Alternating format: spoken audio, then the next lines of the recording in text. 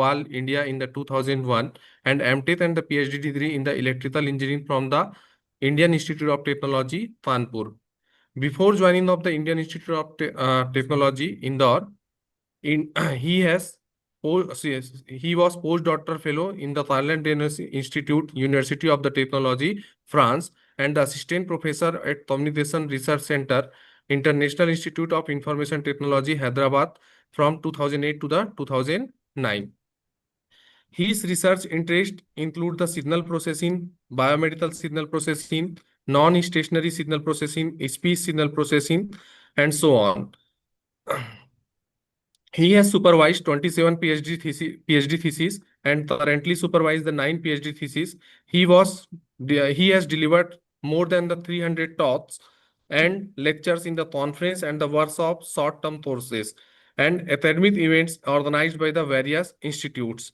He has authored the textbook titled Time Frequency Analysis Techniques and their applications. He has 381 publications, which includes the journal articles, conference paper, books, and the book chapters. He has also 11 patent, including 5 granted, 3 published, and the 3 filed. His publications has been cited more than the 20,000 times with H-index of the 77 according to the Google Scholar. So he is the fellow of the Institute of the Electronics Engineers, Institutes of the Engineering and the Technology, Asia Pacific Artificial Intelligence Associations, Institutions of Electronics and Telecommunication Engineers, and Institutions of Engineers India. So, welcome to the sir. We are honored to have him with us today. I now invite the Professor Rambilas Pachauri sir to deliver his thoughts. Over you to sir. Yeah. Thank you very much for nice introduction. And it is my pleasure to be part of this workshop and to deliver this talk. Thank you very much. May I request Dr. Sandeep ji to share slides? Sir, 1 minute, sir.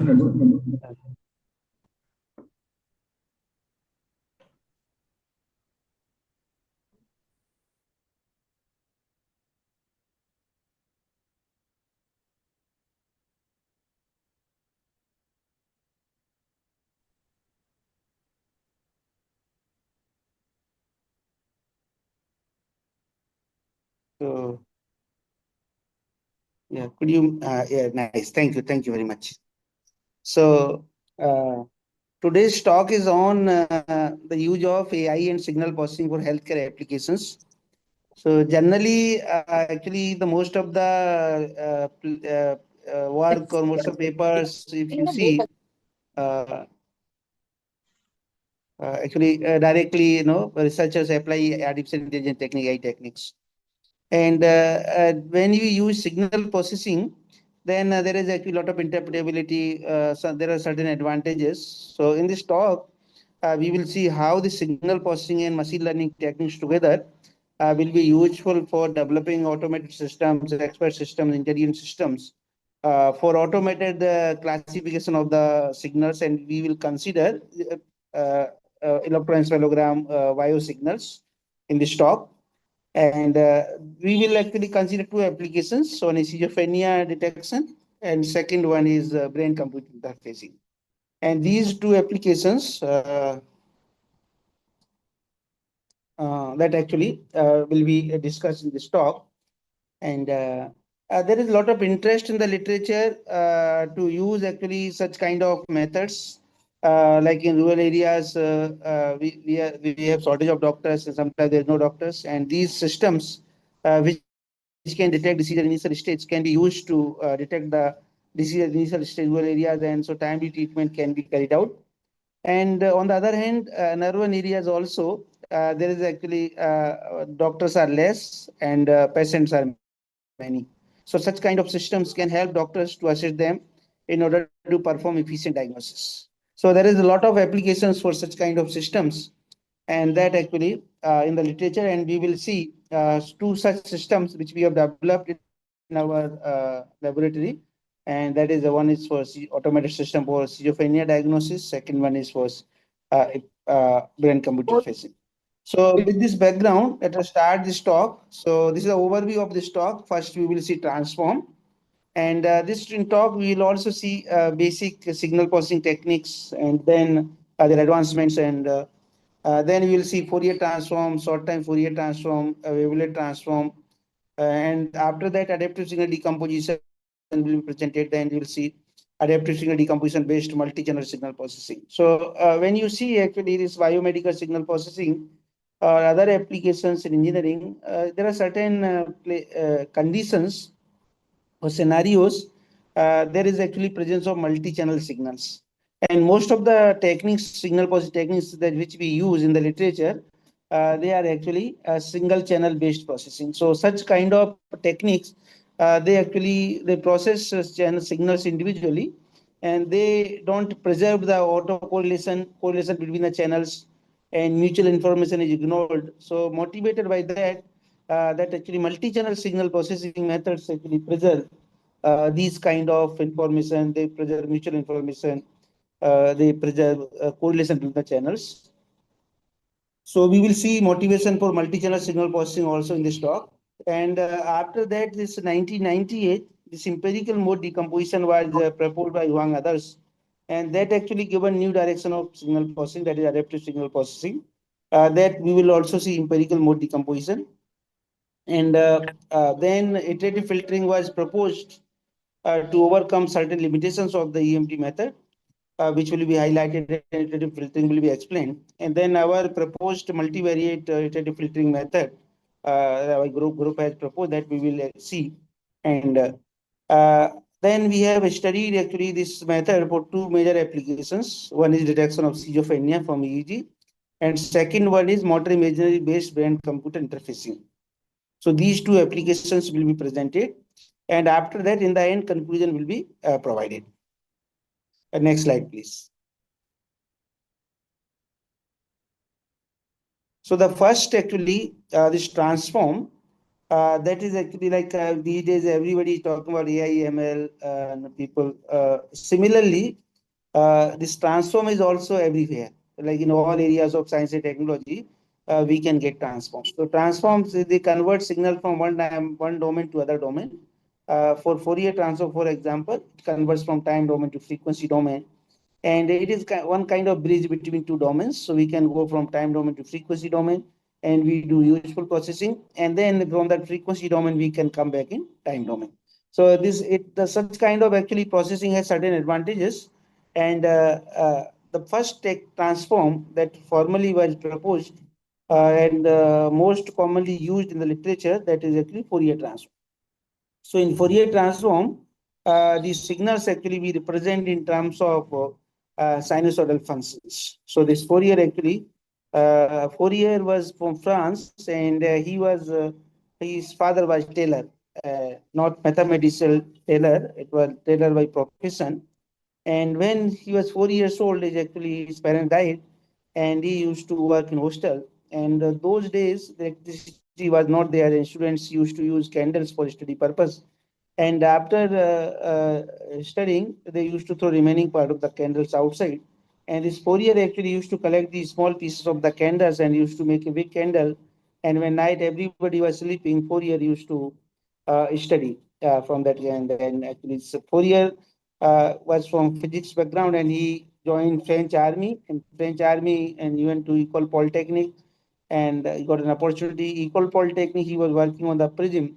And this prism, when you pass white light, it decomposes into 7 colors. Then actually Fourier got idea. If white light can be decomposed into 7 colors, then why we cannot decompose this complicated signal in terms of simple functions? So that actually, that concept gave birth of the Fourier transform. So Fourier actually represented complicated signal in terms of simple functions. And these simple functions, sinusoidal functions, helped us a lot to understand the signals behavior or information which they contain. Sam Fourier became scientific advisor of Napoleon. Then people asked him, earlier you were son of Taylor, now you are scientific advisor of Napoleon, how do you feel? Then Fourier says, I am Sam Fourier, this is just a matter of time. So that actually, that concept, Fourier transform, where we represent signals in terms of sinusoidal functions, And when you compute coefficients, then we got like, so in this, there are two parts of the Fourier transform. First one is analysis, second one is synthesis. So first part, you can see that actually we are integrating time from minus infinite to plus infinite. So there is no time in the frequency domain. So that is actually analysis part. So you have frequency domain, there is no time domain. When you do synthesis, so right hand side.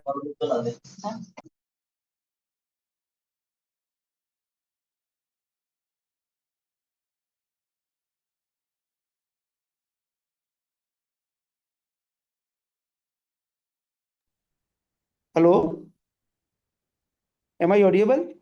Sir, you're audible. Hello. Yes, sir. Sir, you are audible, sir. Okay.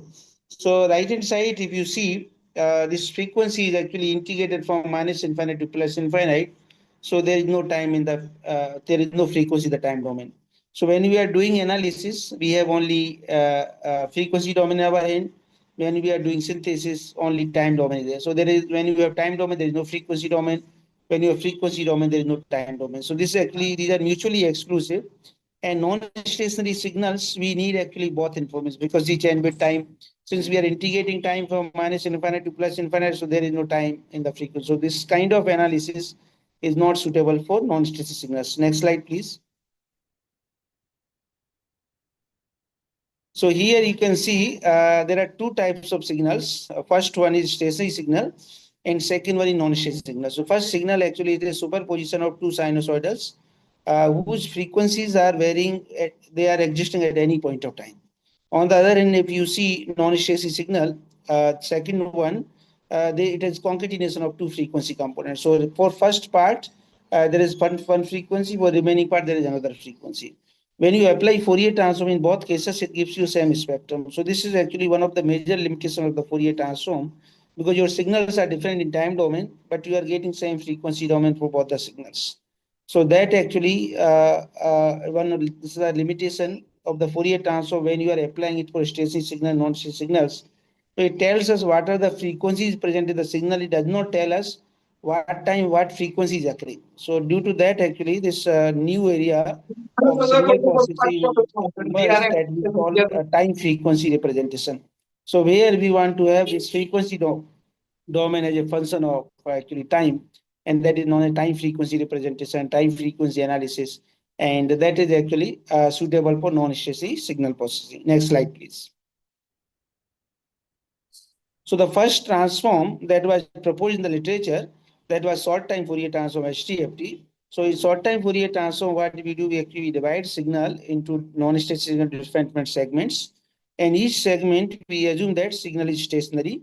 And then we apply Fourier transform on the segment, and arrangement of these Fourier transform gives us short time Fourier transform, HTFT.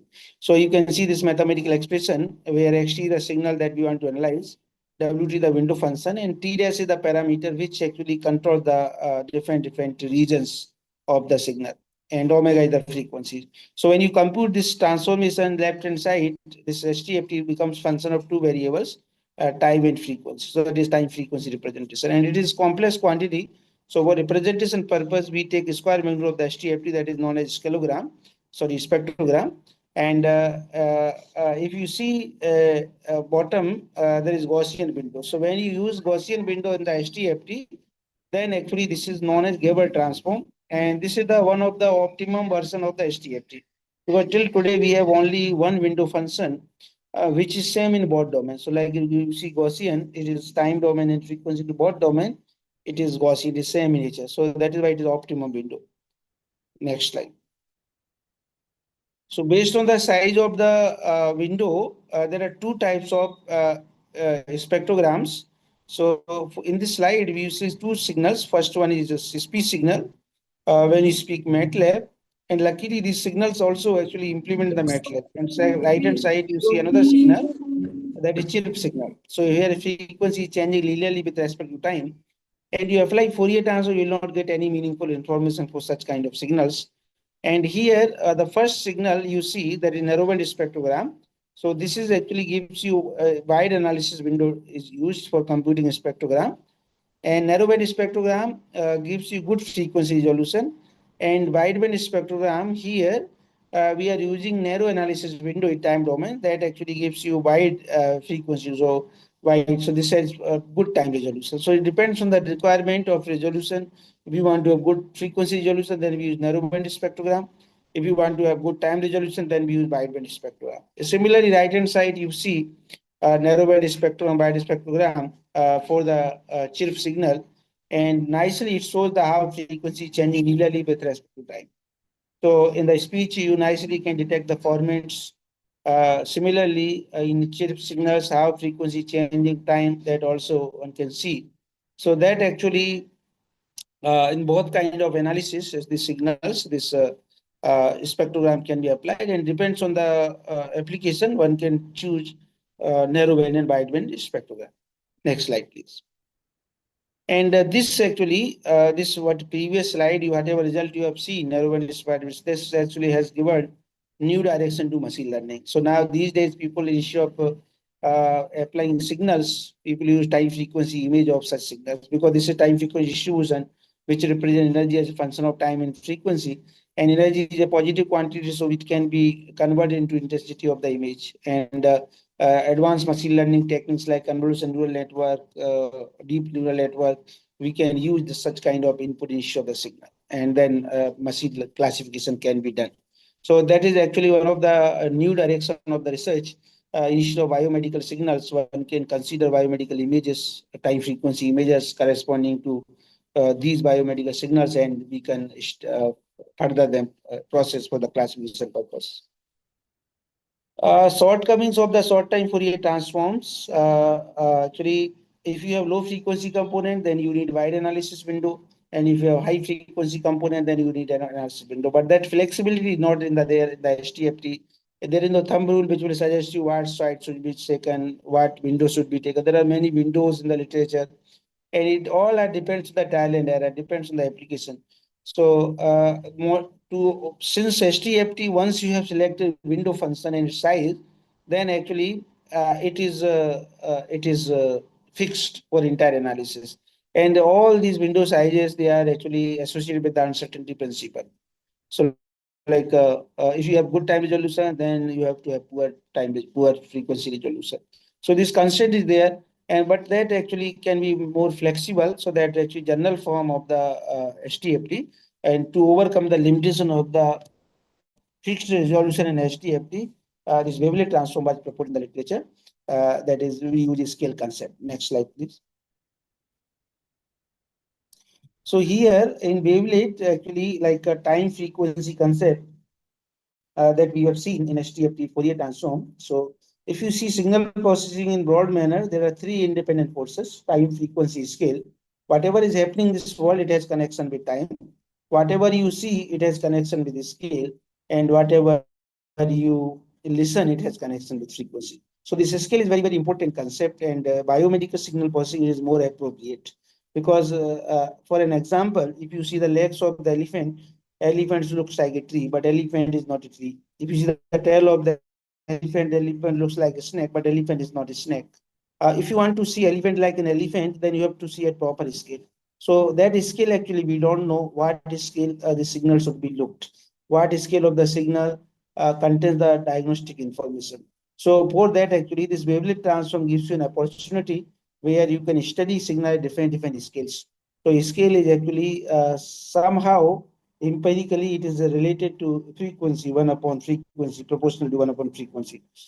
So similar to like we actually design basis function at various scales. Low scale, it looks like impulse. Large scale, look at sinusoidal function. And whenever you go to restaurant, the selection of the spoon depends on the type of food. Similarly, let's suppose you want to have for discontinuous food like noodles, then we use fork. And if you want to have regular food, then we use a spoon. Similarly, here actually depends on the nature of the frequency, we select the scale. So if you have low frequency, then you use large scale, and we have high frequency component, then we use low scale. So depends on the different frequency components, we actually select the different scales. And that is known as multi-resolution analysis. So at a time, for a given, and at any point of time in the signal analysis, we use all possible scales. So we believe that at least one scale will match with our requirements. So that is actually that is the best advantage of the wavelet transform. So we are finding optimum scale or best scale at any point of time because we are doing all possible scales analysis and we find the best one. Next slide, please. So this is the mathematical expression of the continuous wavelet transform. And here you can see actually the signal that you want to analyze. Site is the mother wavelet or the shifting parameter as the scale. And we compute it. And left-hand side is wavelet transform is a function of tau and s. So this shifting parameter and scale parameter.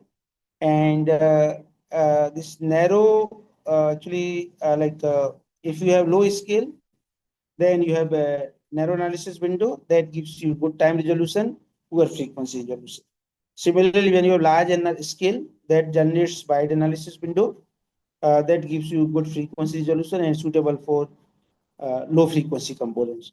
So that actually multi-resolution nature of the analysis can be carried out by using wavelet transform. And similar to spectrogram, square magnitude of the continuous wavelet transform is known as scaleogram, and the scale is proportionally, inversely proportional to the frequency. So that actually it gives you, it also can give you time frequency representation like HTFT spectrogram. Next slide, please. So here is the one example for the speech signal, which we have seen for the spectrogram also, MATLAB. And there are two wavelets. The first one, a wavelet, and second is Morse and sorry, bump wavelet. So in both cases, actually now we have two time frequency represent, two scaleogram. So that actually is one of the very useful directions. Like we don't know which wavelet is good, which mother wavelet is suitable for analysis. Every mother wavelet gives you different scaleogram. So this actually, this was the history till now, up to 1998. These all methods were very popular. So here actually, what we are doing, we are designing basis functions from our side. So like in Fourier transform, we design sinusoidal functions. In HTFT, we are designing windowed sinusoidal functions. In wavelet transform, we are designing mother wavelets and daughter wavelets. So in all actually, signals are real life signals, but we are representing them in terms of the functions, so basis functions which we have designed from our side. So man-made basis functions, which we call them. So that actually structure similarity is not there. So motivated by that, in 1998, a new direction of research has come, and that actually that is the whole purpose of this talk. So instead of designing basis functions, we will extract basis function from the signal itself. That was actually direction was provided by the EMD, empirical mode decomposition method. Next slide, please. So here, now here you can see, so this fixed basis function design that till now, whatever methods we have discussed, so that was the actually one of the directions. So in the literature, there are two directions are there. First one is we design basis functions from our side. And second direction is we actually obtain basis functions from the signal itself by using an algorithm. So first direction includes Fourier transform, short time Fourier transform, wavelet transform kind of methods. And second direction includes empirical mode decomposition, iterative filtering, variation mode decomposition, empirical wavelet transform kind of methods. And in this talk, our focus is more on adaptive signal decomposition technique, where we don't design basis functions from our side. On the other hand, we extract from the signal itself. So now in this talk, one more focus is on multi-channel signal processing. So there are many scenarios in literature where we generally record signal in the form of multi-channel. So the first scenario, you can see the gear fault diagnosis, where we actually record multi-channel signals and we use them to detect the fault for the diagnosis of the gear, faulty gear. And second case, this is EEG signal recording a number of channels in the electrode cap. See, determine the number of channels in the multi-channel data. And third one is electrocardiogram ECG signal recording, where you are putting multi on the chest of the person, and these actually these leads actually they determine the number of channels in the multi-channel data. So that actually, if you process them individually, next slide.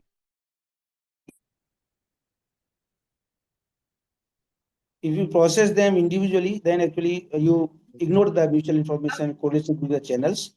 So motivated by that, actually, we have proposed multi-channel signal processing method, observes the mutual information correlation between the channels. And also, mode alignment is actually a very serious issue. When we apply adaptive signal decomposition methods individually, then each channel actually has different number of components. So like one channel can give you 5 components, other channel can give you 10 components. How to compare both 5 with 10? So this is a problematic issue. So that is actually in order to have same number of components by all channels, that is not a mode alignment property that needs to be present. So in adaptive signal processing methods, that is actually it is necessary to use multi-channel signal processing or multivariate signal processing in order to have mode alignment property. And due to all these reasons, this new area of research is coming that we call actually multivariate signal processing, multi-channel time frequency representation, multi-channel signal processing.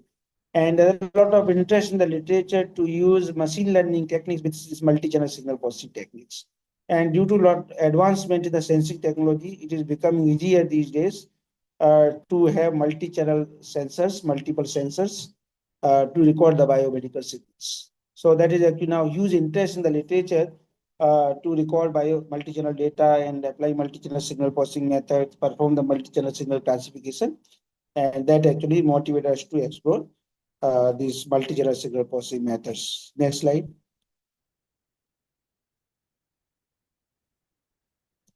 So the first technique is adaptive signal decomposition, which was proposed in 1998 by Hilbert Wang and others. And Wang and others actually, they instead of using mathematical functions, basis functions like Fourier transform, Wavelet transform, they suggested use of algorithm. So like you just take signal and determine maxima minima, then interpolate them, then compute the average of these two envelopes, envelope corresponding maxima, envelope corresponding minima, and this average will be subtracted from the signal. So that will be known as residual. And residual needs to satisfy two basic conditions of the IMF.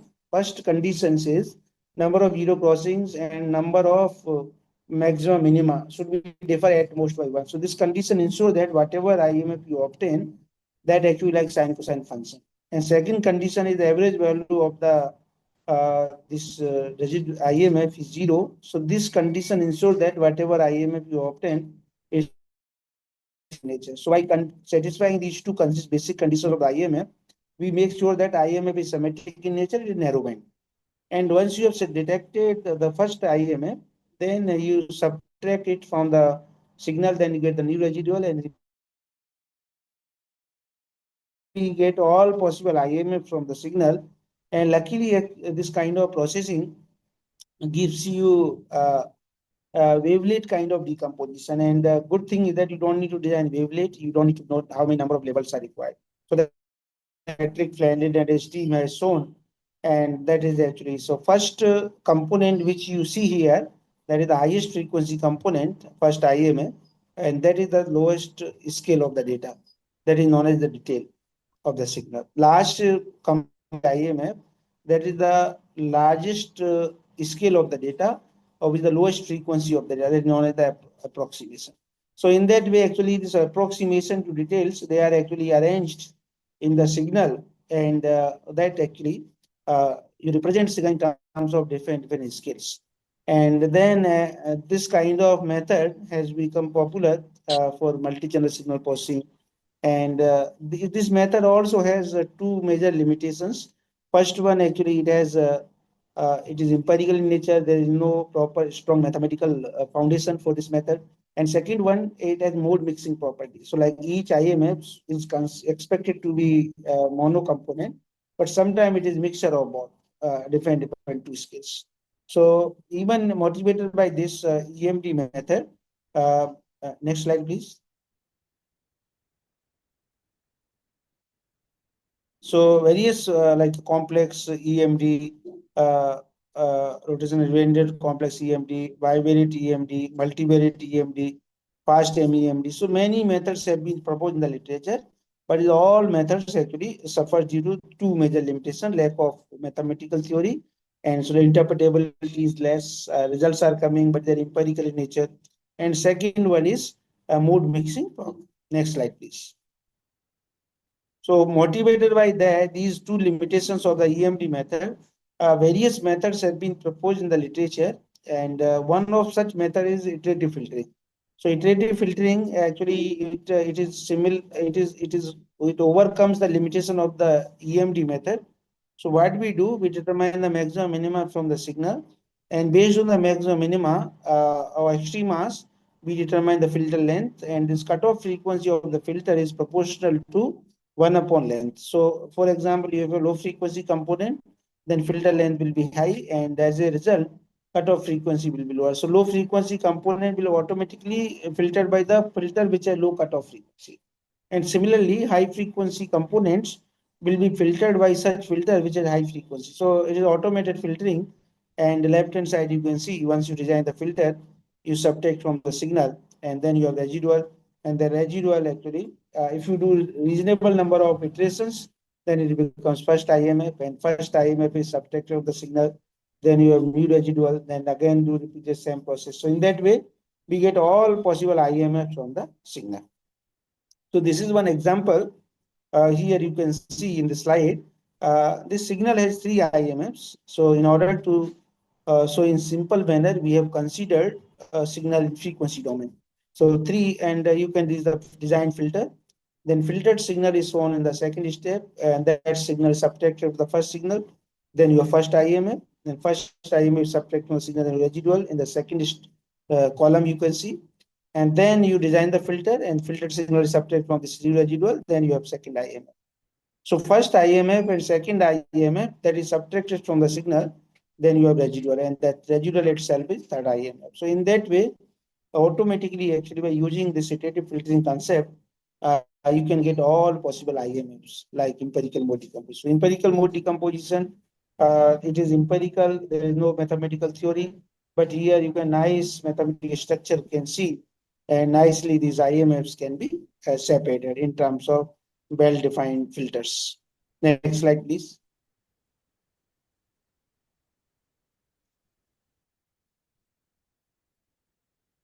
So if you apply this filter, iterative filtering concept, for multivariate data or multi-channel data, then each channel will have different number of extremas or number of maximum minimas.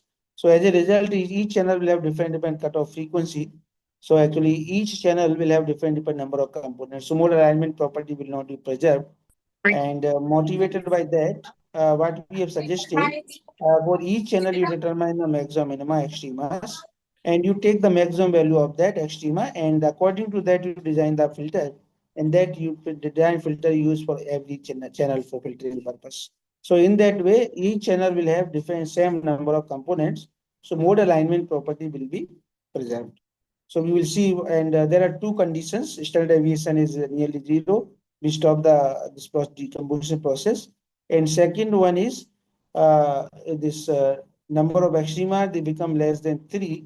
So actually, we stop the decomposition because there is no oscillated component, so there no need of decomposition. Next slide, please.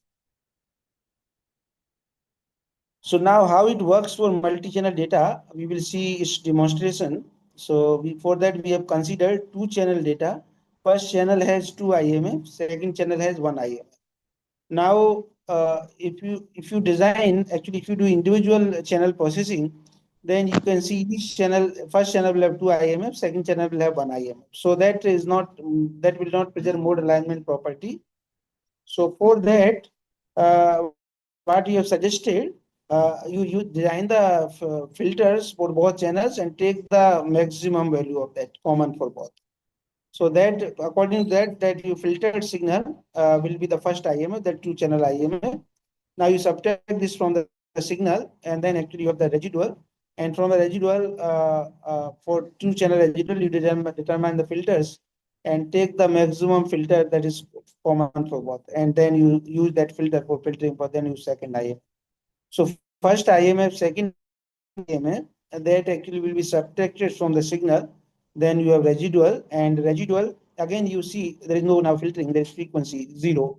So that is actually not there. So that no filtering is required. That residual itself is third IMF. So here now you can see you have two-channel data, two-channel IMFs, and the next slides you will see two multi-channel signal processing concept. This is for two-channel and this can be generalized for multi-channel. So next slide, please. So now we will see this is actually the first application for EEG processing, in EEG signal processing. And if you see there are four major lobes in the brain, and here here you can see this four actually they all actually directly indirectly they have connection with the brain and their activities. So for that for in order to understand their activities, we use electrode cap. These number of electrodes, if you see, they are in such a manner they will actually they will measure the different activity, different regions activity of the brain. And just for an example, two EEG signals can be seen in the slide. And this is just for an example. If you have 128 electrodes or 260, whatever number of electrodes, accordingly there will be number of EEG signals. So that actually now instead of processing them individually, what we will do, we will process them jointly. Actually, whole purpose talk, and we will see is two applications: schizophrenia detection from EEG and brain-computer interfacing based on EEG signal. Next slide, please.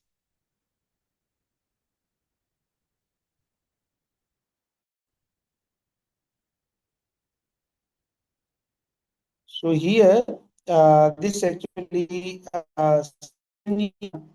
that is actually one of the very serious neurological disorder, and it affects around 20 million people worldwide, which is 1% world population, and more than 1 million people in India. And there is one nice movie on this schizophrenia disease, that is Beautiful Mind, and Professor John Ness has been so like this as a patient of schizophrenia, and actually he won Nobel Prize also. So when he was a student at Princeton University, his roommate was Charles, but in fact there was no roommate.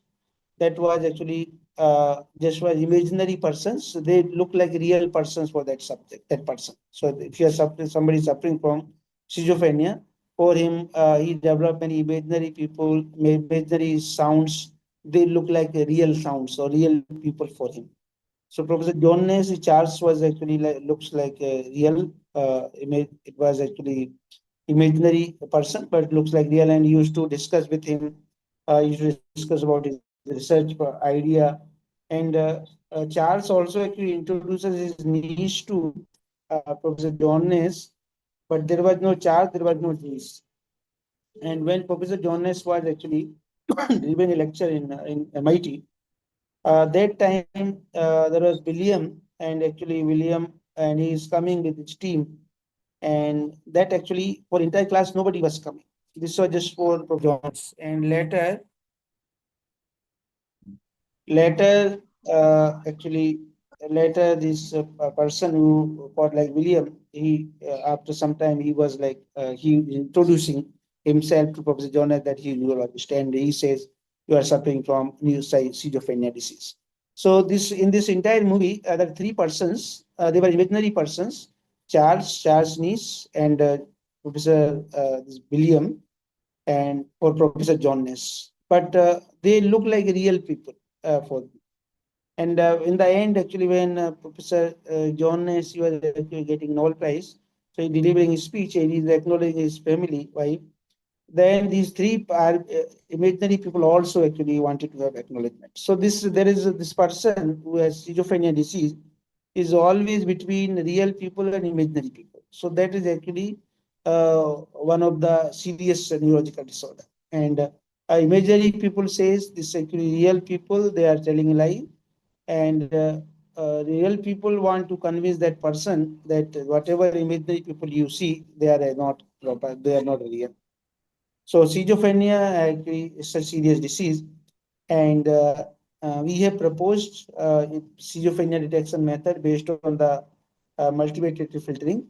So you have EEG signal, multi-channel EEG signal, then we perform segmentation. Then actually we apply multivariate filtering. Then we have number of IMFs, common 10 IMFs for each mode, each channel. And then we, for the first time, actually, we have come up with a different kind of EEG rhythm separation method. So that is a multi-channel EEG rhythms. So that is actually different kind of processing representation. And here in EEG signals, you can actually represent them in terms of rhythms, delta, delta, alpha, beta, gamma. They're multi-channel. And then we extract set of features and we perform the classify, machine learning based classifier, and it detects whether you have schizophrenia or not. So that actually this entire setup can be used in the form of software to detect that person has schizophrenia or not. That is actually automated approach. And this EEG signal that is actually, it was invented by the Vargar. That, am I audible? Yes, sir, you are audible, sir. Yes, yes, sir. So that is also very interesting actually story. When Vargar invented EEG signal, he was from Germany, and he was part of German army when he was fighting for a battle, and he was horse rider, and he fell down from the horse, and this actually his sister, she was many kilometers away from that place. She came to know that her brother has fell down and he got lot of injuries. So that his sister conveys this message to her parents, and then parents send telegram to Burger, and Burger confirms the same. So that actually this that letter, Burger surprised how actually whatever he has done with him, how his sister knows she's so many kilometers far from that place. So Burger believed that his brain was actually transmitting signals, and his sister, she was many kilometers away from that place, she was receiving such signals. So based on that, actually after retirement from the German army, and this Burger started doing research and he come up with the EEG signal, and that we have today EEG signal. And that whole time actually he developed rhythms we defined based on the frequency bands, and that actually it was in the trend and people are using such rhythms, and we have modified them according to modern signal processing, multi-channel signal processing frameworks. Next slide, please.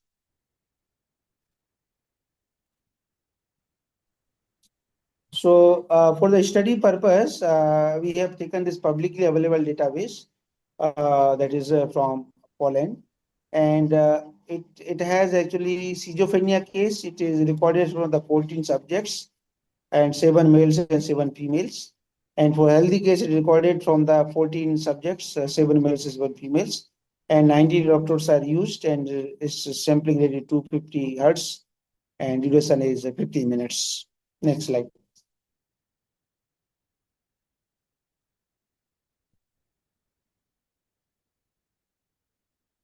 So here you can see the 3-channel EEG data and obtained multivariate IMFs. So second, third, fourth IMFs, that is like 3-channel in each case. And right hand side from time domain and frequency domain, forest density plot, also one can see mode alignment property there. So the each actually IMF is bringing the same frequency component which is available in all channels. So that mode alignment property is there, and this is another beauty of the decomposition. Next slide, please. And then we have used this concept for EEG rhythm separation. So delta, theta, alpha, beta, gamma, they have different frequency range, and based on the mean frequency of these IMFs, we group them in the different components into IMFs. So if suppose 0 to 4 hertz, it is covering the mean frequency, then we take such all IMF and we group all of them to make that delta rhythm, theta rhythm, alpha, beta, gamma rhythm, like that. And you can see left hand side, that is multi-channel EEG rhythms. That is actually for the first time in the literature, we have proposed such kind of rhythms, and you may try such kind of rhythms for various applications. So whenever you do actually any study related to the brain, EEG is the one of the important signal, and rhythms are the standard. People consider them as like a standard tool to characterize the EEG signals, to understand the EEG signal in terms of rhythms. Next slide, please. So these features that you see here, Hajar parameters, they are actually commonly used in brain-computer interface VCI application. And if you see all here features, they are in 285 in numbers. And this is becoming like a huge number. So according to parsimony principle, one should not use the number of features more than the required. So due to that reason, we believe that whatever features we have computed, some may be relevant, some may be irrelevant. So in order to find out the relevant features, we have performed a statistical significant test. Next slide, please. Korsakoff statistical test, and based on the test, actually we obtained best 30 features that you can see here. So just for an example, 10 features are shown, and you can see for healthy schizophrenia cases, they are discriminative in nature, probability value is very less, so they're statistically significant. Next slide, please. That is more clear from the box plots, and they are actually, here you can see this normal and schizophrenia cases. They are discriminative nature, but it is clear from the plots that they are not perfectly discriminative. So there is standard we need to use machine learning technique. So signal processing actually techniques help you to find out whether machine learning is required or not. And here you can see these features are discriminative, but they are not giving best performance. So we have to map in a high dimension or different domain where machine learning can separate them. So motivated by that, next slide.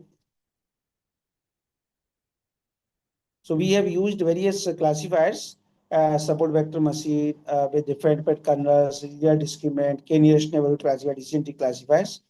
And for performance measures, we have used accuracy, sensitivity, specificity, positive predictive value area under ROC curve. And then the next slide, please. So here you can see we have compared 10-fold and 5-fold cross validation method with different classifiers, and we have also obtained various performance measure accuracy, sensitivity, specificity, positive area under ROC curve. And if you see this 10-fold cross validation with SVM with QV kernel actually giving the best performance. So that is actually, then we have compared this with other existing methods in the literature. Next slide, please.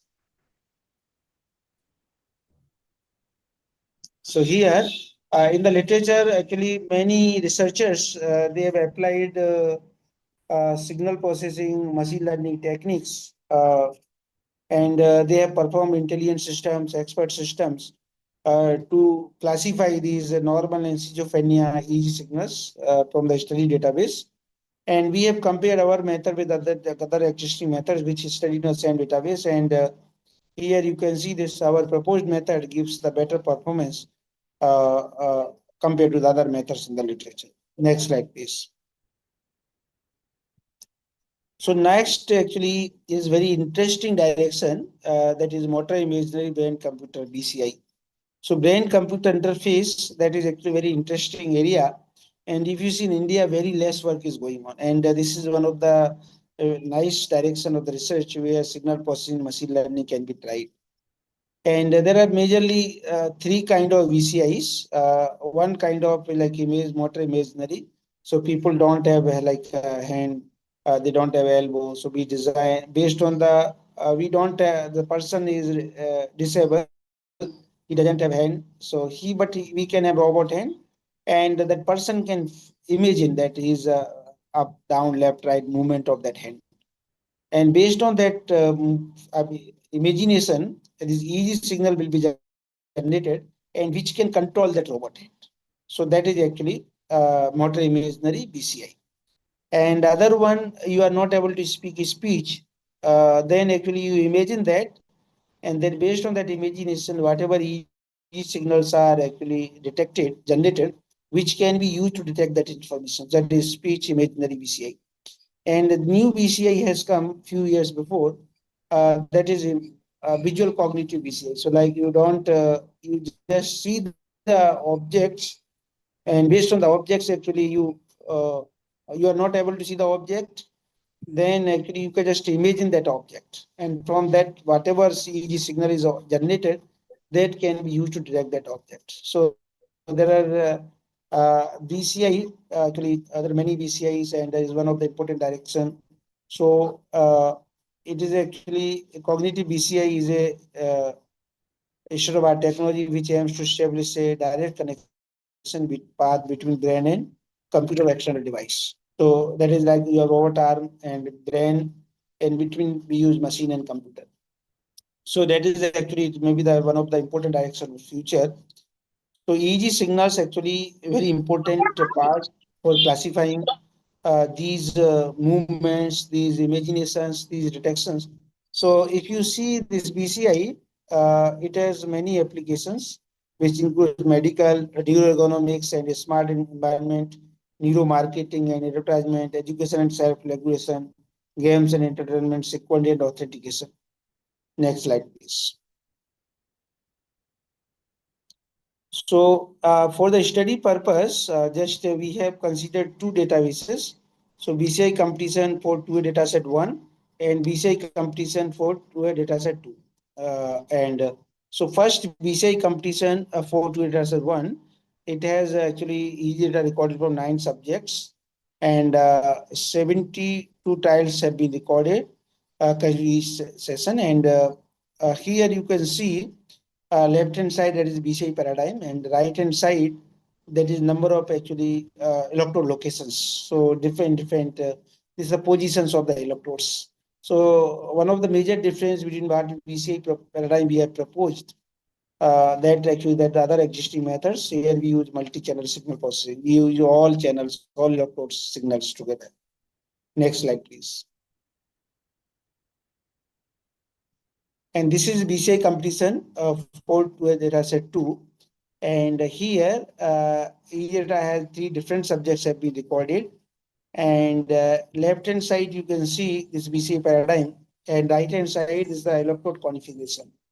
So these electrodes are arranged, and that actually this multi-channel signals we have obtained for our proposed method for BCI system. Next slide, please.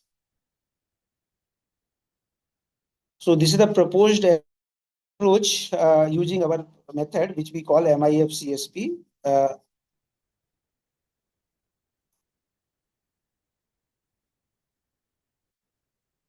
So they have EEG signal, multi-channel EEG data, then we perform some pre-processing, then multivariate data filtering we apply, then we use common spatial patterns, CSP, and then we perform feature ranking and selection. Then we use the machine learning based classifier training and testing, and the CSP features, and then you actually classify the different classes.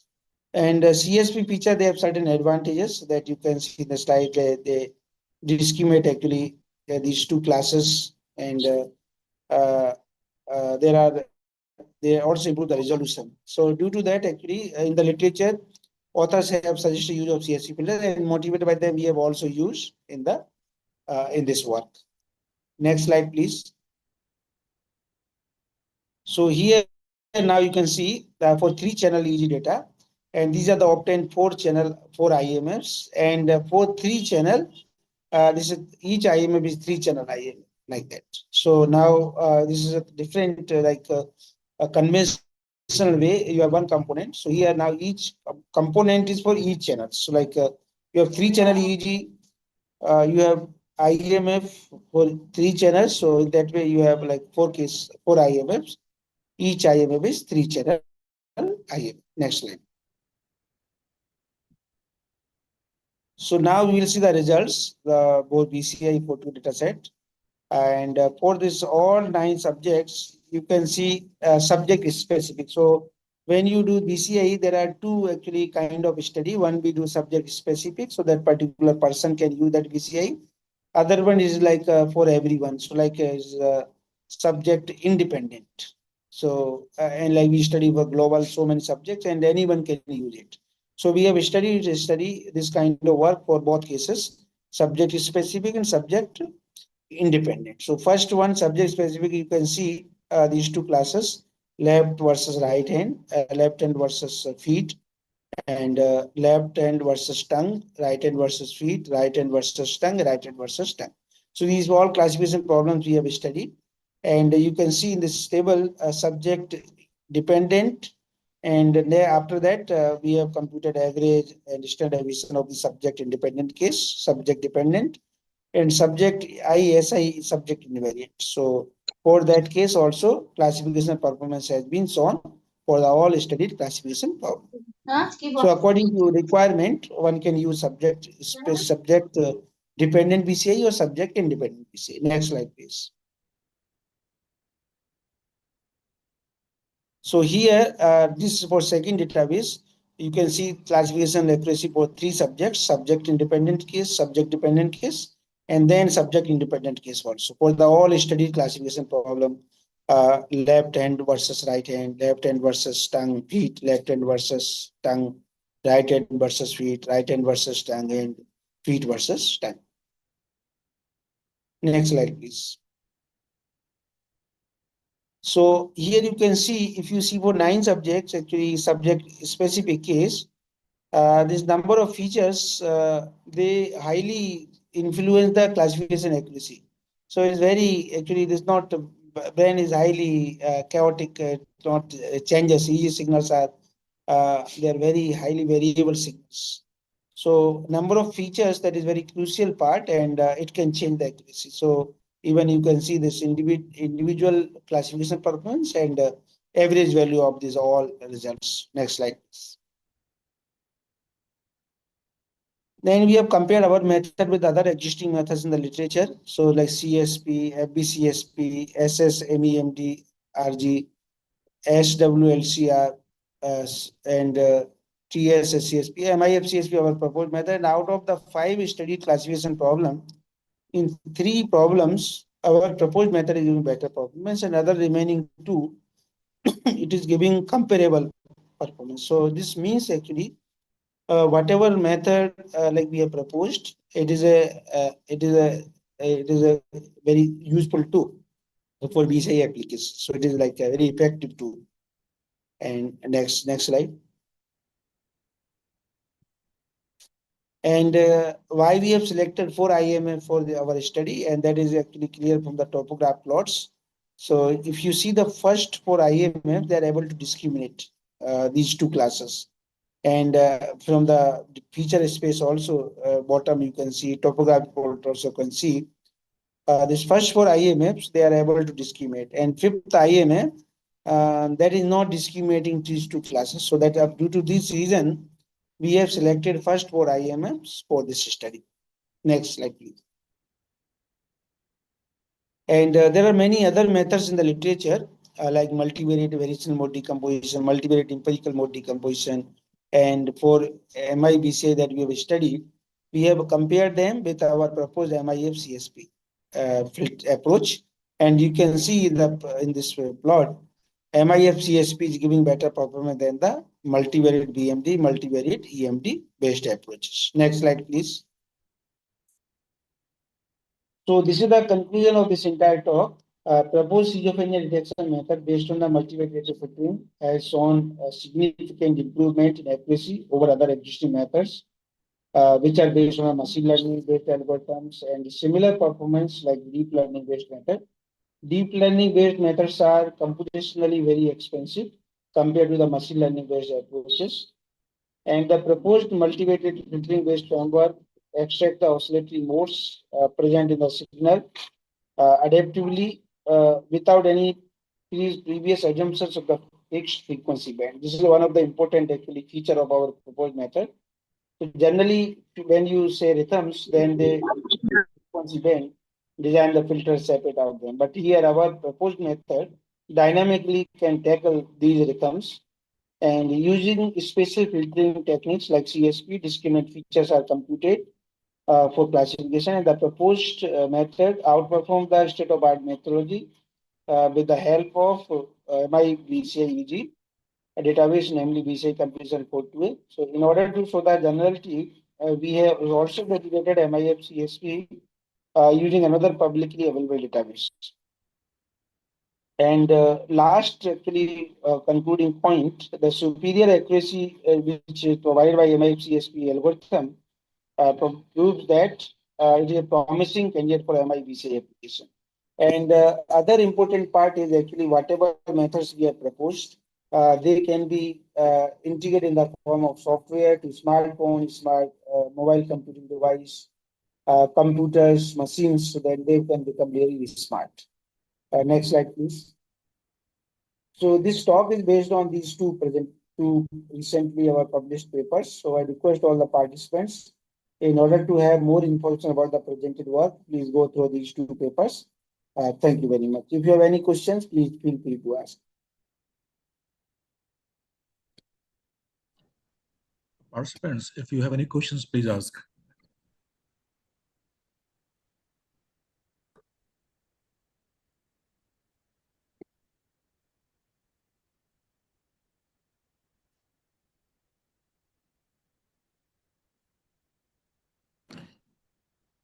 I think participants, if you have any questions, please write in the chat box, or you can directly ask. These papers are available online. You can download from it, or we can share the links for that. Yes, sir, they are available. Yes, sir. Thank you, sir. It was really a great and insightful session on signal processing and biomedical application and machine learning. I think the participant had enjoyed, and they got some deep insight of the signal processing in biomedical field. And I know you, from the busy schedule, you have taken this time for us, and we are very grateful for you. Thank you, sir. Thank you very much. Actually, I have come to my native place, so just I am very much thankful to you. Also, you helped me to make this presentation, and thank you for that. And Having you I, in this platform is a great. It is very great thing for us. It's an honor for us. yeah, and in thank future, you to all participants for attending this talk. And if you have any questions, please feel free to write me. I will be happy to answer all of them. And thank you everyone for this attending this talk. Thank you. Thank you very much. And thank you for the opportunity. Thank you. Thank you, sir. Thank you.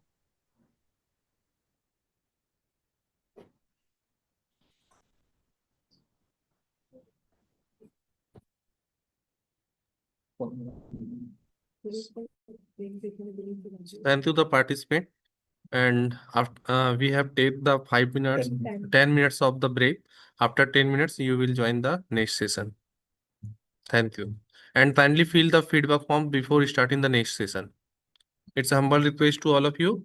And this will be the verified your screenshot also that are captured by the softwares. Thank you.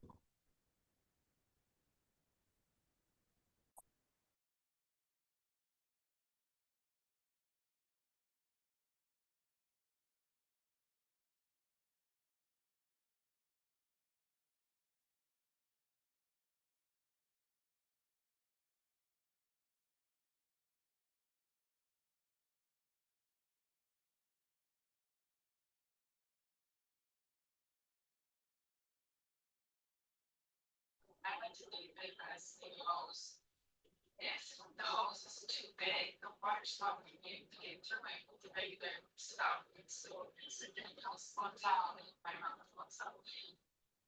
So there's not a lot of doctor information on it.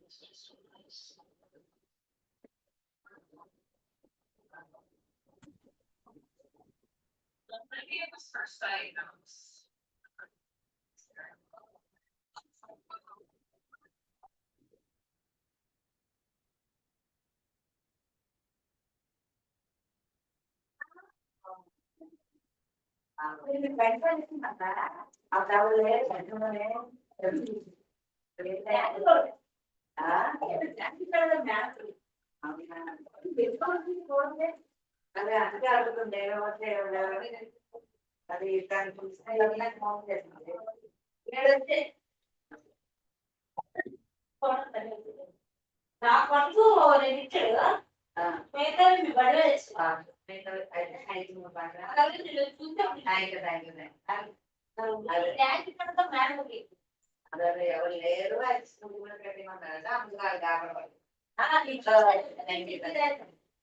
అన్ని నా పేరు మీద ఉన్నాయి sir. Thank you.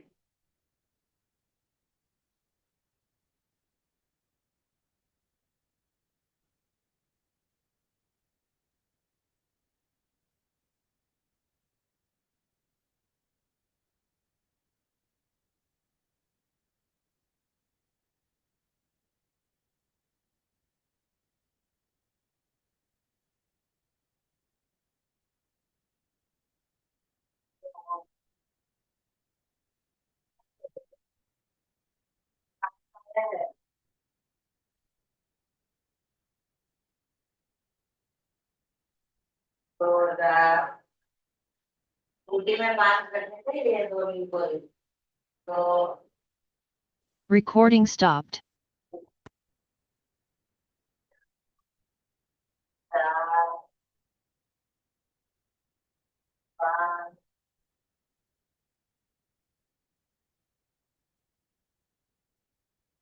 एक में रात में लिखा है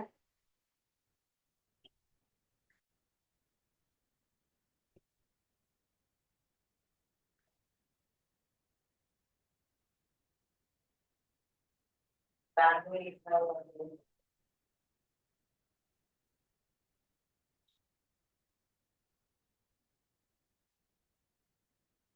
अब एक दो तीन चार पाँच छः सात देखो कैसे रखना है ऐसे सामने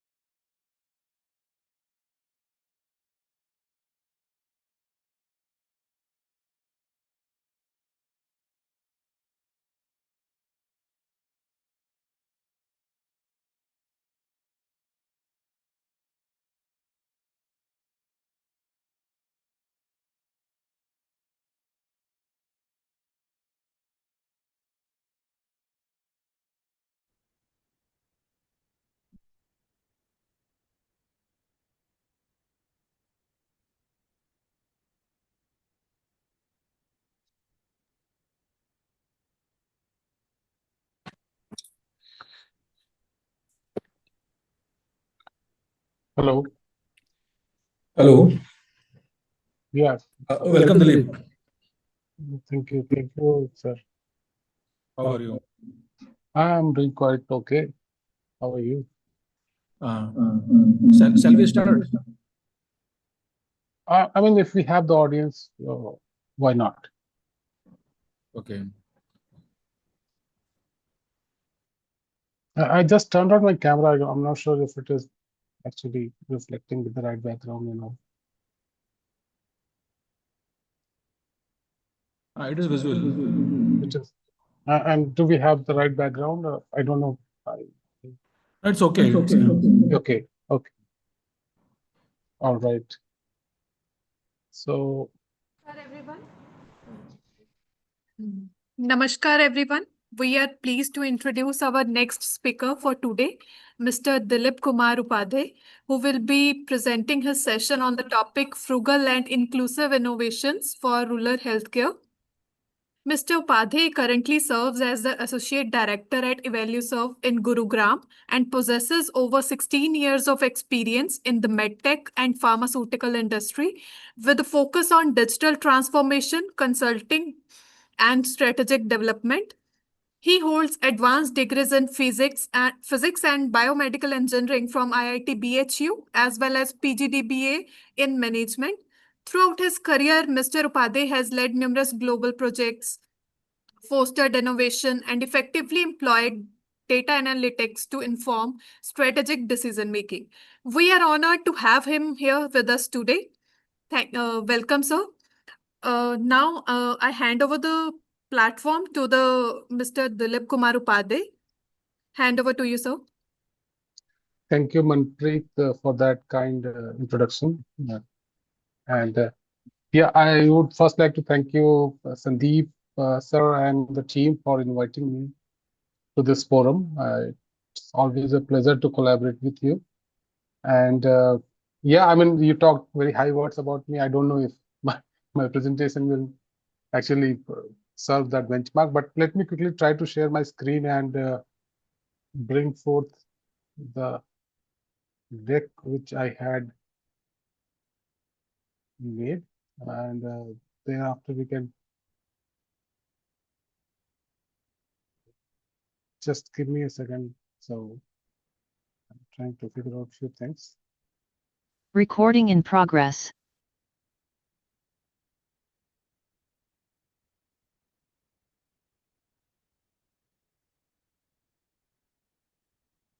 Yeah, let me know if my screen is visible. Yes, sir, it is Yes, visible. it is visible. Great.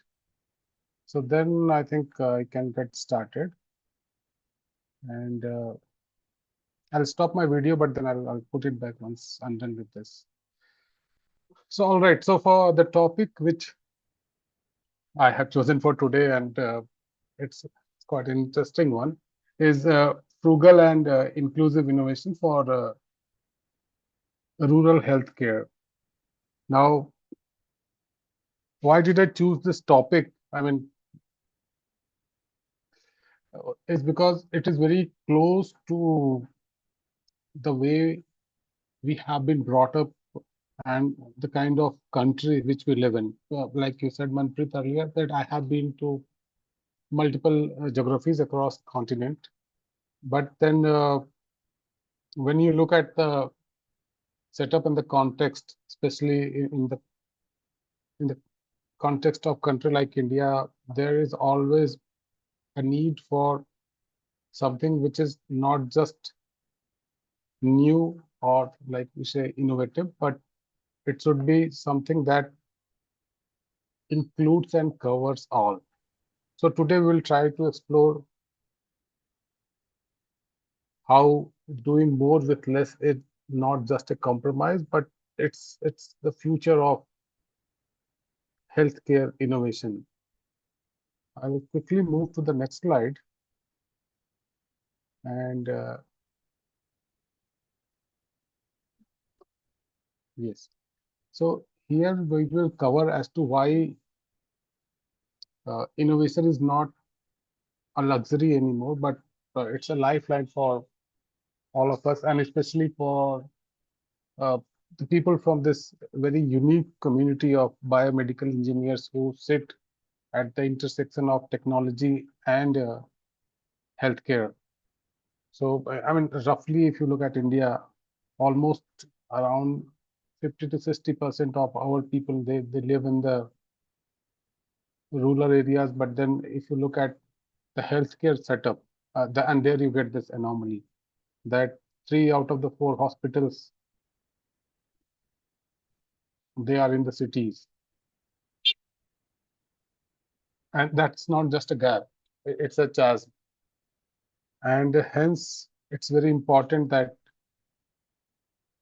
we consider this rural imbalance and how it is impacting things. And also, if we look at the healthcare, one of the key concerns is that every year,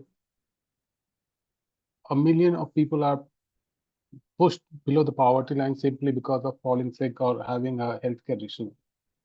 And in majority of the cases, the out-of-the-pocket spending is almost 60% or more. So that's how the scenario is. And then with an evolving demography like that of India, we have this burden of dual diseases where you already have these communicable diseases, and then it tops up with the non-communicable ones as well. For example, the infectious disease, they stay where they are, and now we are adding or have started already adding issues like diabetes, hypertension, and so on. So there is a inherent urgency for a country like India to innovate. And it's not a matter of luxury, it's not a matter of academia or something which we are doing for our intellectual pleasure, but it is about survival and dignity. And with that philosophy in mind, I'll quickly take up to the two twin engines of innovation, which I'll cover in the next slide.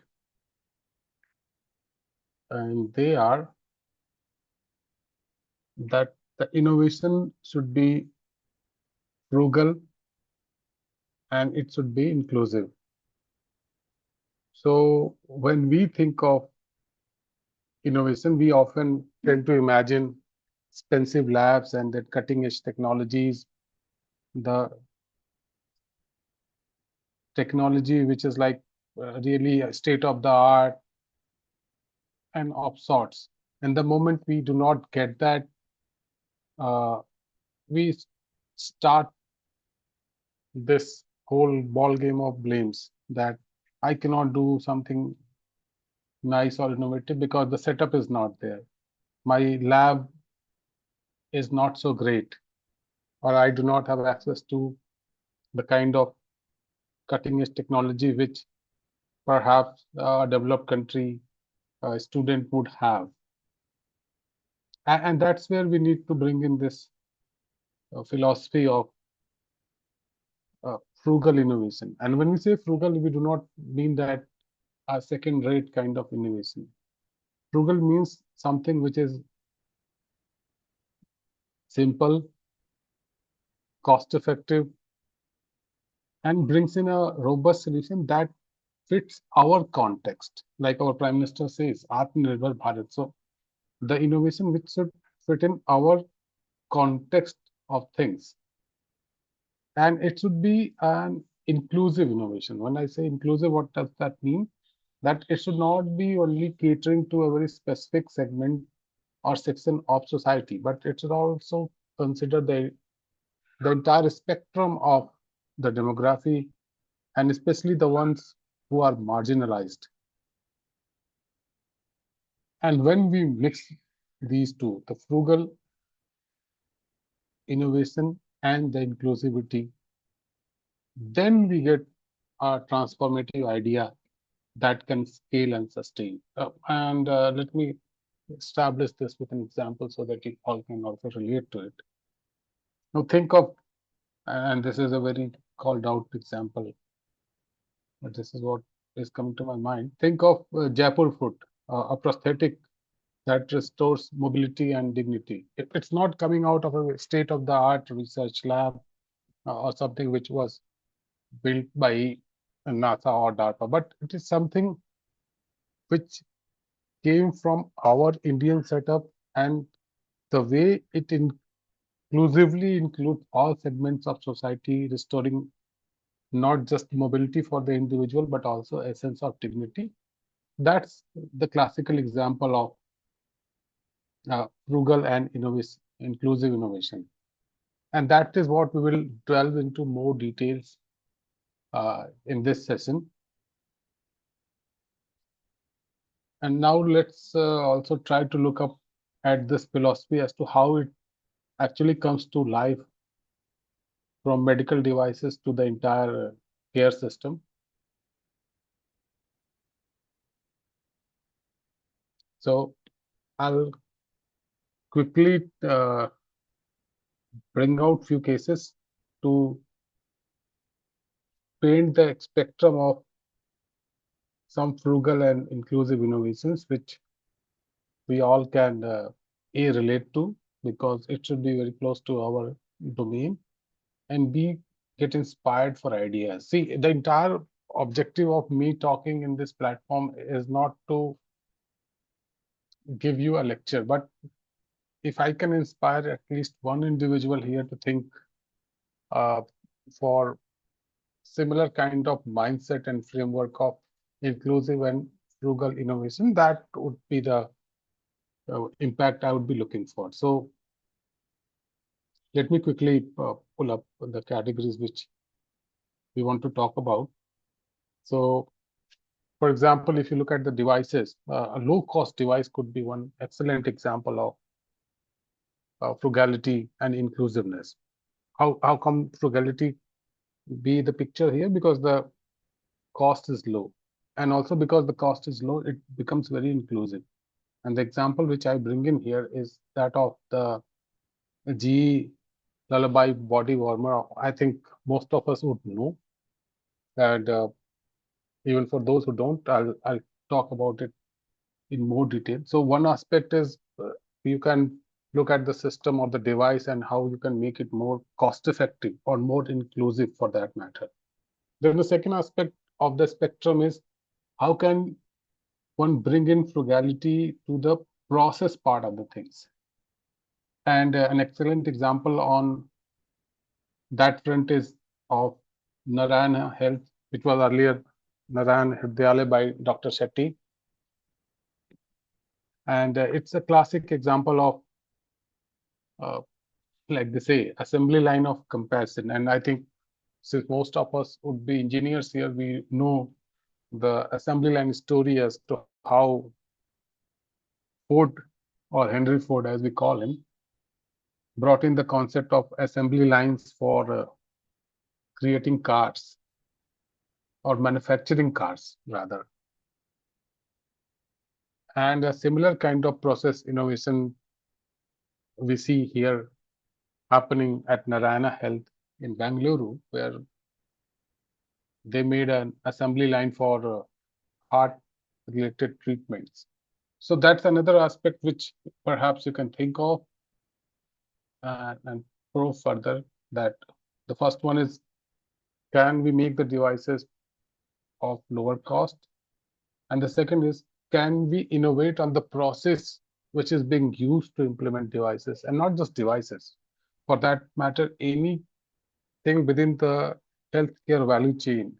How can that process be innovated to be more efficient, more cost effective, or more inclusive?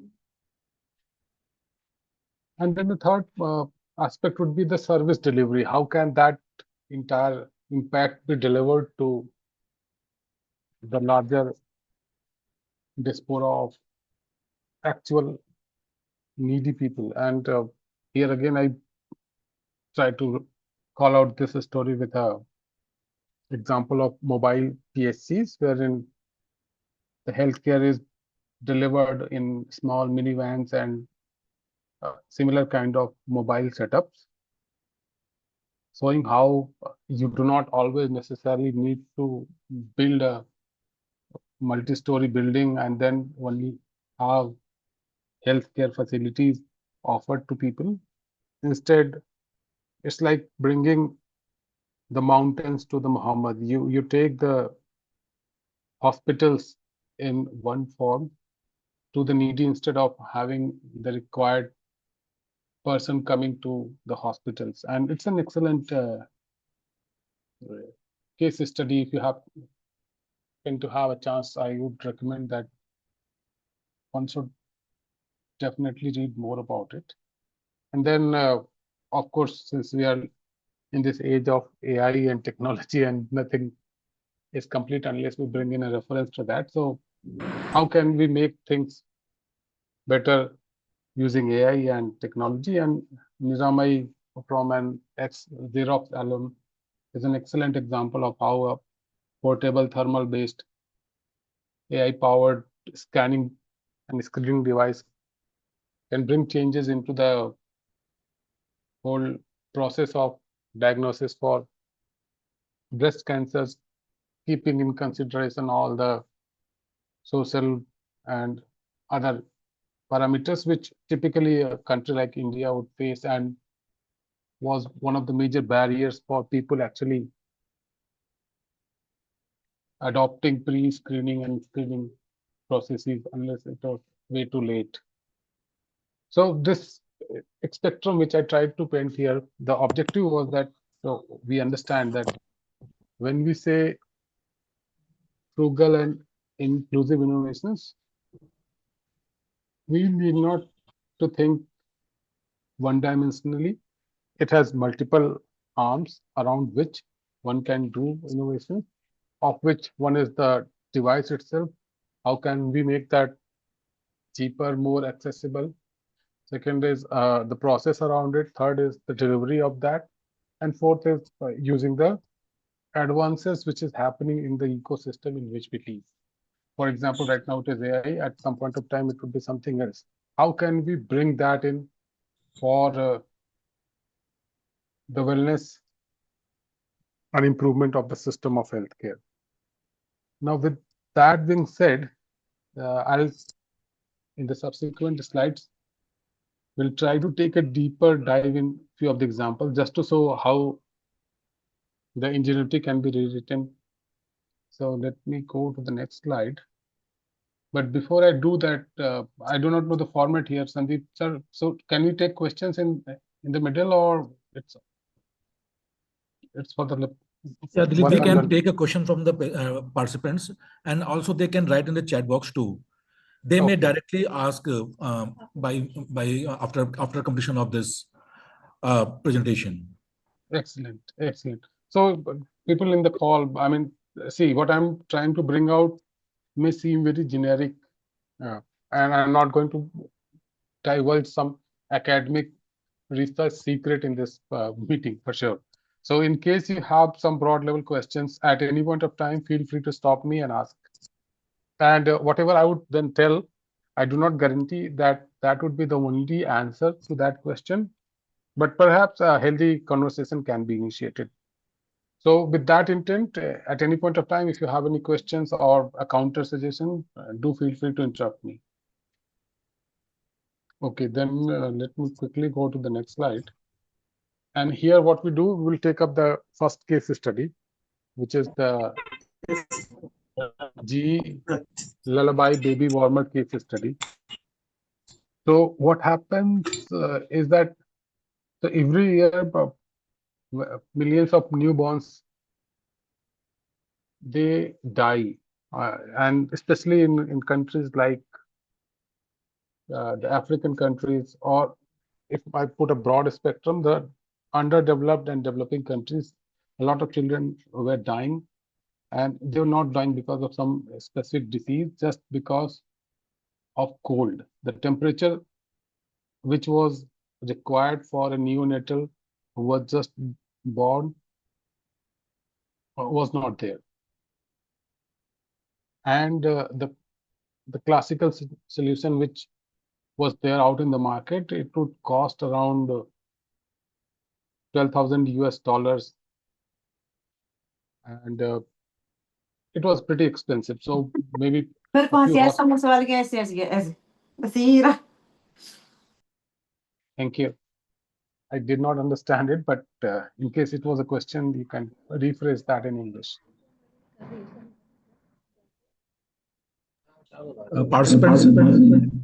Participants requested please mute their mic.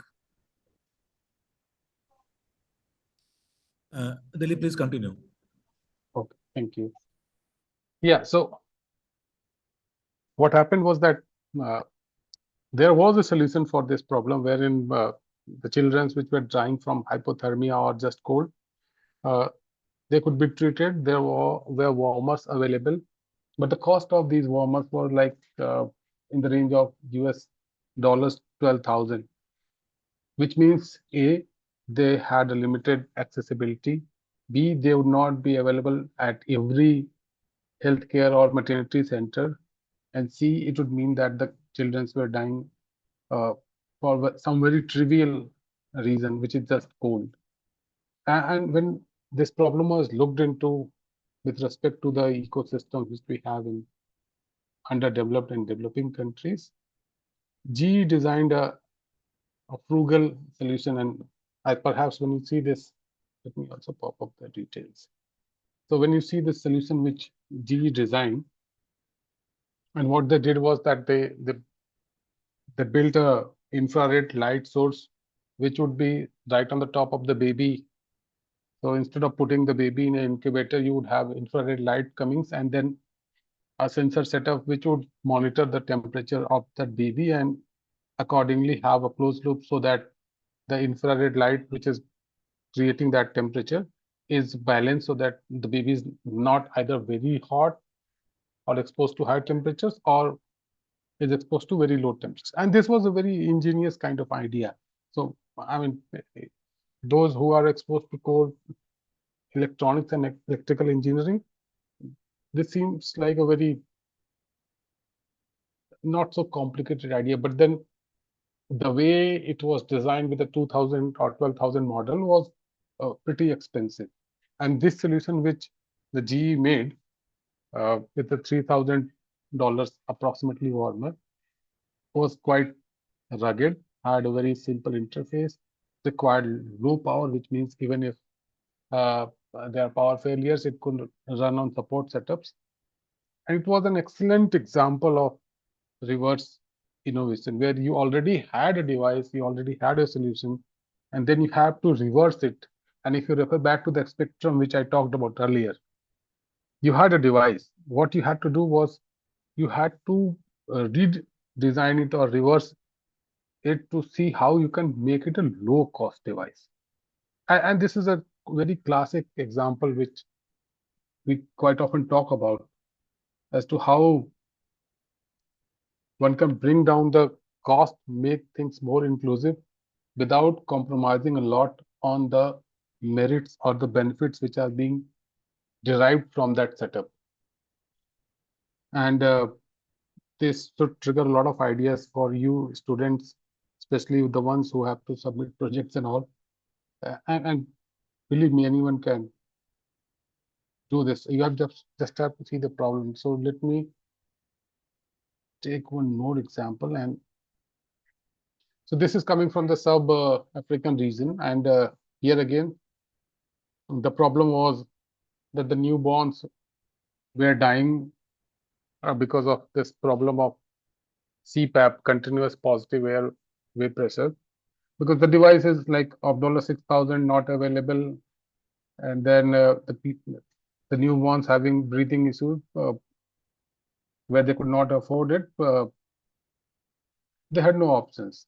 And then this was a group of biomedical engineers who saw this problem, and they were in Rice University in Texas somewhere, and they did it quite interestingly. I mean, if you actually look into this case study, you will get a lot of ideas. So they brought an aquarium tubing and bicycle pumps, and with that they created this entire CPAP, which they call as BCPAP or bubble CPAP. And this drastically brought down the cost from 6,000 to 160 or $150, and could be easily built anywhere with the collaboration of local manufacturers and so on. And what this did was that it increased the survival rate of these newborns from 25% to 40%.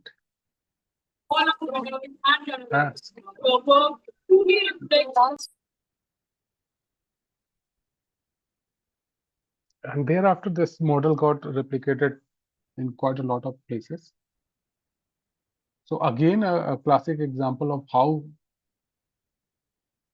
a problem was seen, a solution was there already, but a concept of design thinking was applied here. Perhaps we can talk about design thinking at some later stage. So the whole design thinking framework was brought in here, and that allowed these group of students to think of what actually is required, what is the waste in the process, and how can it be achieved with minimal investment. And therefore, it becomes a very classic example of frugality and inclusiveness for healthcare space. So very interesting example, and I would recommend if you can, there would be a lot of videos around this BCPAP on YouTube. So if you get a chance, do have a look at it. And this also shows that once as a innovator, you have empathy within yourself, how you can look at things and design for the better purpose. Now, with that empathy in context, let me take you to this next story, which is from India. And this is Geni 3 Innovations. And this is the entire setup is quite close to me because the founder for this, Arun Agrawal, he was a colleague of mine. In fact, I recruited him from the college when he just completed his master's in biomedical engineering, and for the first 3 formative years of his career, he was working directly under me. And I could see that he had that empathy, the element of empathy which I talked about earlier. The feel where you actually see the pain of an individual, and the skill sets which you have makes you think as to how can I solve or help reduce that pain. And what he did was quite rigorous, but in the interest of time, I'll keep it short. So what happens is that when these maternal or during the pregnancy phase, there are a lot of measurements which one needs to make. And at that time, it was all manual on the paper kind of setup. And what he did was that he designed a app through which this entire paper-based monitoring could be digitized. Now, it may seem like a very generic idea. You have something on paper and you are putting it digitally. And thereafter, he also designed an app for this labor monitoring. Again, this is not something which was not already done, or solutions were not already there. The only thing was that the frugality element was nowhere near. People had solutions and they were way too complicated and hence way too costly as well. But what Jamitri Innovation did, it simplified it, made it cost effective, and ensured that it is available there where it is required the most. Which means the centers which cannot afford high cost maternity expenses. And the way it has been adopted over the years has been phenomenal. I mean, starting from a couple of centers and villages in Karnataka and Tamil Nadu, right now it is spread across more than 800 hospitals, and even in Africa and Middle East. So that tells the story of success when you bring in the element of frugality and inclusiveness, not just in the process, but also in your mindset. And have that empathy, which is very, very important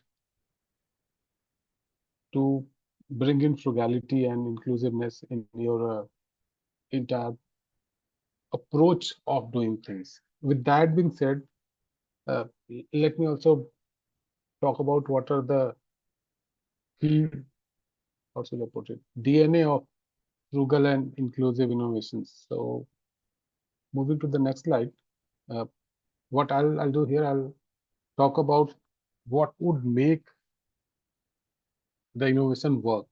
And of course, what I'm calling out is very retrospective, and in hindsight, everything looks hunky-dory. But then with these pointers which I'm giving, perhaps it will help you all as attendees think and brainstorm as to what could be your next item where you can think of having this frugal and inclusive innovation approach. And believe me, problems are there in plenty. You just need to have an eye to look at them and pick one which connects you the most. So let me also put this up. So when you have this intent of frugality and inclusiveness, the biggest thing is that try to solve the core need and try to focus on the important or essential stuff. So quite a time when you do a product designing, it's a tendency that we want to have the product looking fancier, niche, separate out of a new world with a lot of bells and whistles. But when you have this frugality element and inclusiveness in your mind, then try to fix the pain point which you're trying to address, rather than the entire ecosystem of features around it. And like I earlier showed the example of BCPAP from the Rice University, they saw a very core problem which CPAP would have addressed for a newborn, and that was to maintain an air pressure to the lungs. And that is what they solved, and hence they were able to bring down the cost from $6,000 to $160. So unless we develop that eye for the key pain point, we can never make a frugal innovation. And frugality, like I said, is very important for a country like us, ours. And for biomedical engineers like us, it's very important. If you want to make a mark, we have to think with that perspective. And then the second mantra is always design for the context. So what do I mean by that? So when you design a device or a solution, then think of the context in which it is going to be used. For example, you make a device which can record some important parameters, and it is running on a power.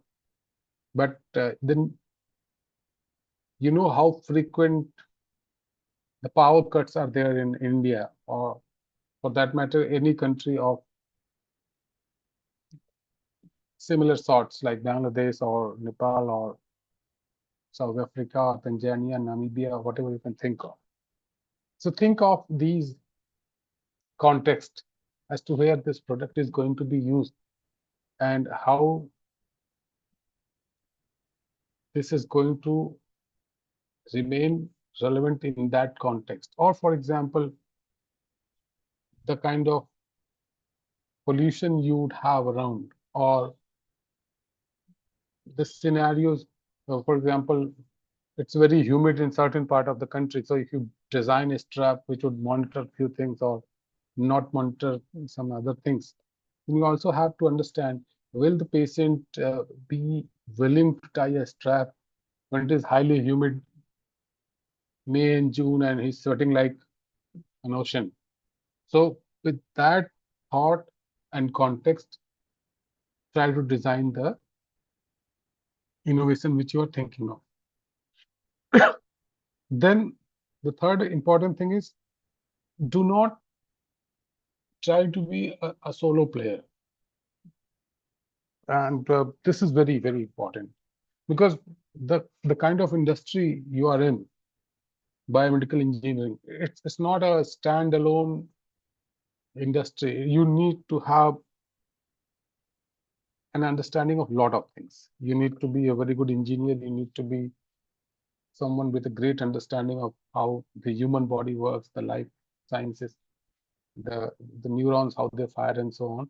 And similar mindset you need to also have while creating the innovation. So think of the co-creators with whom you can do this. For example, no matter what device you make or process you try to improve or change, it will not be adopted unless you have the buy-ins from stakeholders like the doctors or the technicians who would operate that, or the nurses perhaps who would use them in real life setup, or the patients who are actually going to A, use it, B, benefit from it.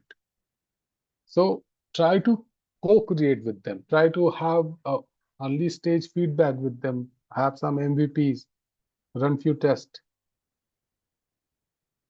And then the fourth important mantra is that try to think beyond the product.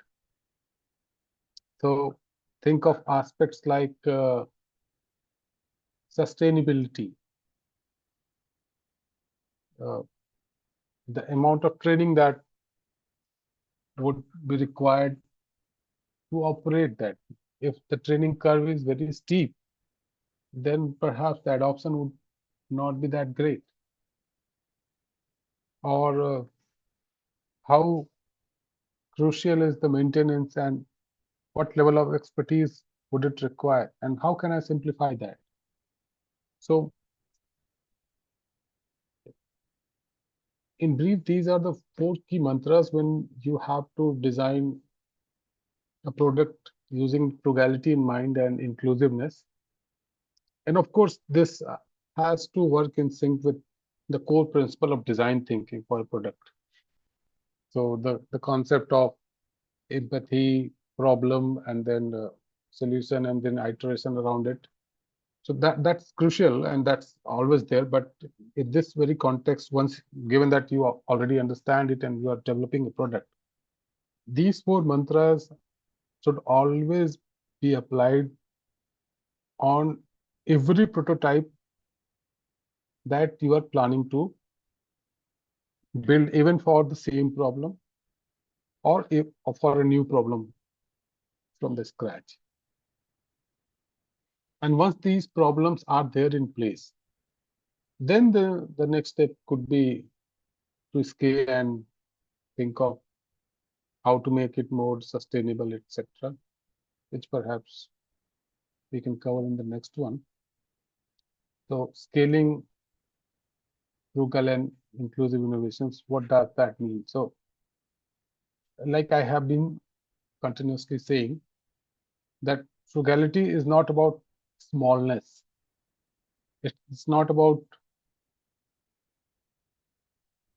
second grade of substandard, but it is about a scale with a sense,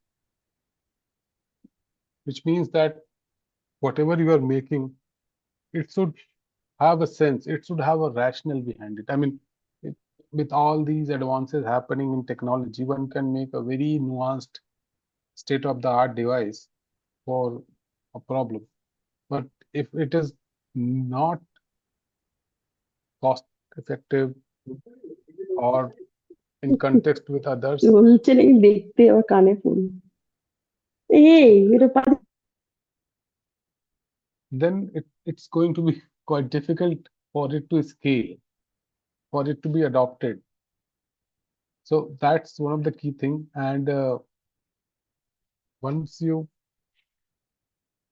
plan to do a frugal kind of innovation, the key things which you need to keep in mind is this PPP, this public-private partnership, and keep it local. I mean, keep it something which can be easily sourced and created. And there are a lot of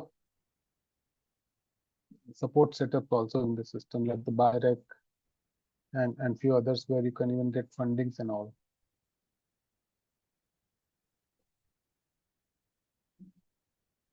And there should always be an impact of whatever you are trying to innovate. And that impact should make a sense. It should create inclusiveness for the rural communities, create jobs there, develop skills for them, and save them from the financial burden. So, like I called out earlier, that a normal middle class family is like one sickness away from being pushed to the poverty line. So keep that context in mind, and with that, if you try to innovate, then you will realize that the equity in healthcare isn't charity. You are not doing some favor to anyone by designing all this, but you are doing a very smart economics. Because once things are frugal and easy, they scale quite rapidly. So with that context, I think I'm almost to the part of it. Let's together try to make India the world's laboratory for affordable healthcare. So think frugal, think inclusive, try to make smart, sustainable, scalable projects. You guys have that opportunity now, and use the constraints which you have as drivers for your creativity, and let them act as your catalyst to support you and think you in unconventional ways. And yeah, like I said earlier, support indigenous innovators. So if you see something interesting happening, try to support it, try to just make some noise for that. If you can, then invest also in affordable, scalable solutions. And investment always doesn't mean that you put in money. Even contributing on intellectual level, giving ideas, supporting, that can also help. And then, yeah, like I said, try to co-create with the community. And the living line is that the future of healthcare will be designed not in the boardrooms, but in the villages. And we, the biomedical engineers, are the ones who are going to do that.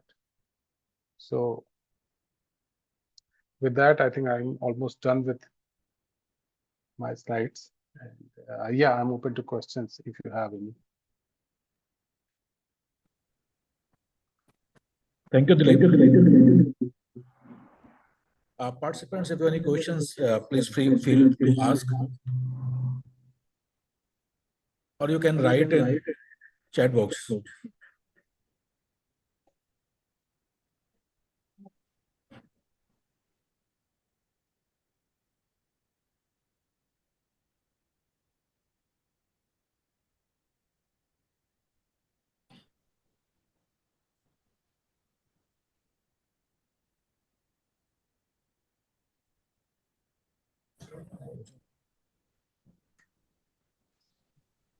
I think there is.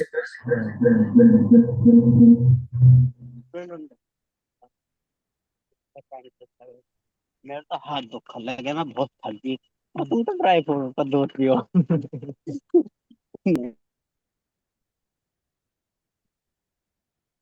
Hello, sir. Hello, Jitu.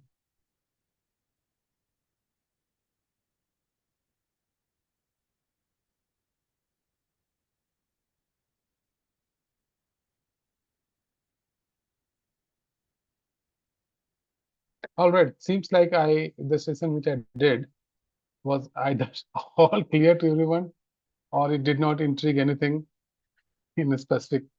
So in case there are no questions, that's completely fine. And in case even at a later stage you have some questions or you have some thoughts which you would want to just throw around and brainstorm together, I'm quite open to it. And the best way to reach out to me is that you reach out to Sandeep sir, and he knows how to get a hold of me, and we can take discussions and questions even later on. So with that, thank you very much. Dilip, am I audible to you? Yeah, you are. You're just echoing quite a lot. So thank you, Dilip, for your enlightening session on the frugal and inclusive innovation for the rural health. I think your insight for creating the affordable and accessible healthcare solutions are really truly inspiring, especially in the context of the India and Viksit Bharat. I'm sure all the participants have gained valuable knowledge and the new perspective from your talk. And we deeply appreciate your time and your effort joining today. I know from the busy schedule you have taken time for us. I'm really thankful for you. Thank you. Thank you so much, everyone. And participants, if you have any questions, please feel free to ask. And if you can write us also, and we will send. And Dilip also shown you his email. You can write him also directly. And Dilip, I request you to visit us someday if you got a time. Visit our university and our students, and also try to motivate our students also. Sure, Sandeep sir. I'll try to see if I can fit something in my schedule and be there in near future. Thank you, Dilip. All right then. Thank you, everyone. Take care and have a good evening.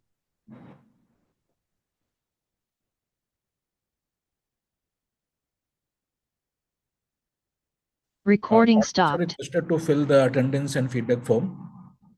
It is already shared in the chat box.